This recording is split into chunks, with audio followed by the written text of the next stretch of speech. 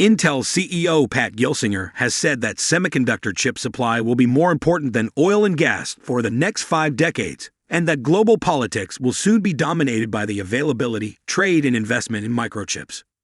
According to Gelsinger, the location of oil reserves has defined geopolitics for the last 5 decades.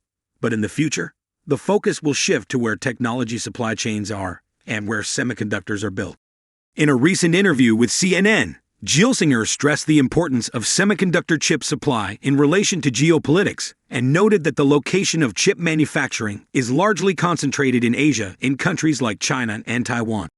To combat this, Intel shared plans last year to invest $20 billion in the construction of 2 new chip-making facilities in the U.S., in addition to $90 billion towards new factories in Europe.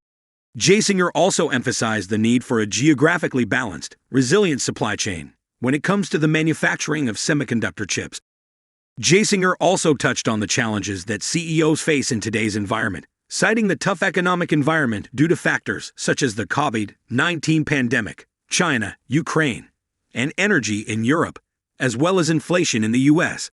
He acknowledged that it can be difficult to make long-term investments when the economic environment is uncertain, but emphasized the importance of doing so in order to secure the necessary supply of chips in the future.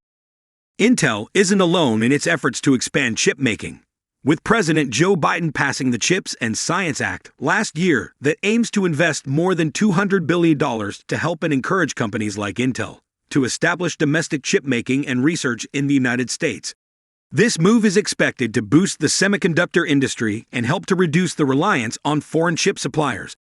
Overall, Gelsinger's comments highlight the growing importance of semiconductor chips in today's world, and the need for a resilient and geographically balanced supply chain to ensure that these vital components are readily available to support the technology needs of the future. Thanks to Rocky Uriankhai at DIGITIMES Asia and Morgan Shaver at Shacknews for these 2 articles. For the full article with more background, charts, and insights, see the link below. This post is sponsored by Move Technologies, the largest global marketplace for used semiconductor equipment.